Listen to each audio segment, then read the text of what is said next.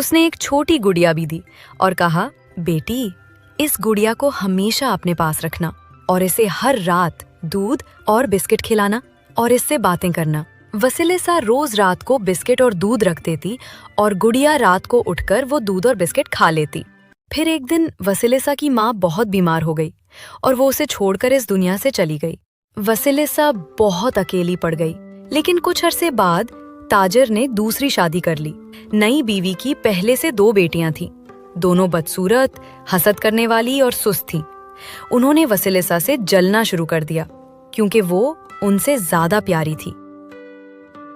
जब तक ताजर घर रहता वो वसिलिसा से बहुत प्यार से पेश आती और ताजर जैसे ही घर से जाता उसकी सौतेली माँ उससे घर के सारे काम करवाती और उसकी दोनों बेटियां वसिलिसा से उसके नए कपड़े, जूते और खिलौने सब छीन लेती। मगर वसिलिसा सब्र से सब कुछ बर्दाश्त करती।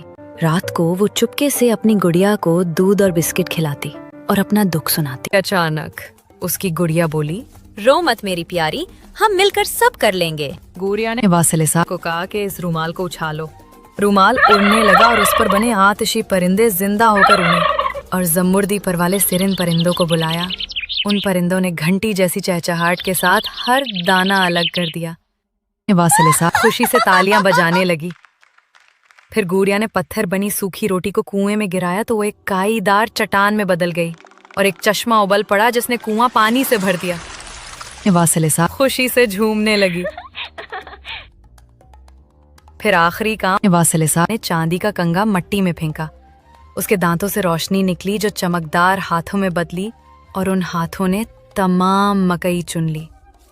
अपना खेल पूरा करके गुड़िया और वसिलिसा सो गई और सुबह उठते ही तीनों काम मुकम्मल हो चुके थे।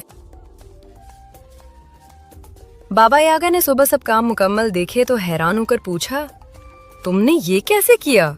वसिलिसा ने चालाकी से जवाब दिया, मेरी माँ की दुआओं का असर है और आपकी दी हुई तालीम का। बाबा यागा घुर्राई, अच्छा, जिसने तुझको यहाँ भेजा है उसको मेरे पास। फिर उसने एक जलती हुई खोपड़ी वसिलिसा को थमाते हुए कहा, ये ले जा अपनी सौतेली माँ के लिए, यही तुम्हारी आग है। उसने वसिलिसा की तरफ एक काली चीखती बिल्ली फेंकी जिसकी आंखें खंजर की नोक जैसी थीं। जब ये गुर्राए भाग जाना, मगर सुन लो, सिर्फ सुर्ख खुम्बियों का पीछा करना, किसी से बात ना करना और सूरज की रोशनी से बचा कर रखना। वसिलिसा खोपड़ी लिए घर पहुंची तो सौतेली माँ और बहनों ने कहा, आग कहाँ है? तुम्हें तो आग लेने भेजा था। खोपड़ी ने एक पुरस्रार आवाज में कहा, जिसने दिल दुखाया